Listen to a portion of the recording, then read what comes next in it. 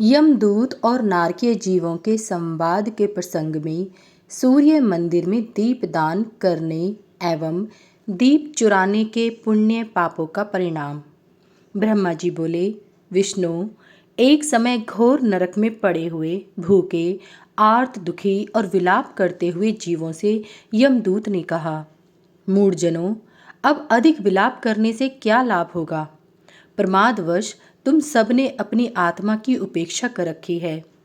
पहले तुम सबने यह विचार नहीं किया कि इन कर्मों का फल आगे भोगना पड़ेगा।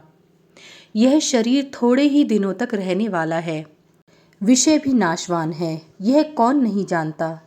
हजारों जन्मों के बाद एक बार मनुष्य जन्म मिलता है, उसमें क्यों मूढ़जन भोगों की ओर दौड़ते हैं। वे पुत्र, स्त्री, गृह, क्षेत्र आदि के लिए प्रयत्नशील रहते हैं और उनमें आसक्त होकर अनेक दुष्कर्म करते हैं। वे मूढ़जन अपना हित नहीं जानते। वे यह भी नहीं जानते कि सूर्य, चंद्र, काल तथा आत्मा ये सभी मनुष्य के शुभ और अशुभ कर्मों को देखते रहते हैं, अर्थात साक्षीभूत हैं। न केवल एक जन्म अपितु सैकड़ों जन्मों में पुत्र, स्त्री आदि के लिए जो जो भी कर्म किया जाता है उसे अच्छी तरह से ये जानते रहते हैं। मोह की यह महिमा तो देखो कि नरक में भी ममता बनी रहती है। इस प्रकार परिणाम में भयंकर विषयों के द्वारा आकृष्ट चित्त वाले मनुष्यों की बुद्धि परमार्थ तत्व की ओर नहीं होती। जिह्वा द्वारा भगवान सूर्य का नाम लेने में कौन सा श्रम है।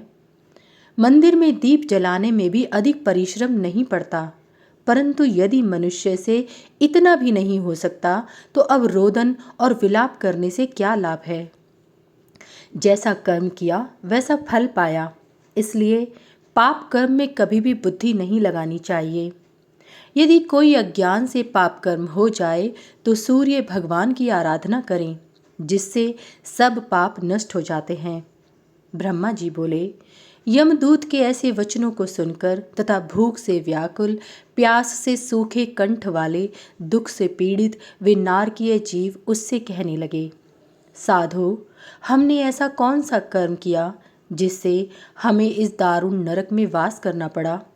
यमदूत ने कहा, पूर्व जन्म में यौवन के उन्माद से उन्मादित तुम अविवेकियों ने घृत के लोभ में भगवान सूर्य के मंदिर से दीप चुराया था। उसी कारण इस घोर नरक में तुम सब दुख भोग रहे हो। ब्रह्मा जी बोले, अच्युत, मैंने सूर्य मंदिर में दीपदान करने के पुण्य तथा दीपहरण करने के दुष्परिणामों का वर्णन किया। दीपदान करने का तो सर्वत्र ही उत्तम फल है, परंतु सूर्य नारायण के मंदिर में विशेष फल है।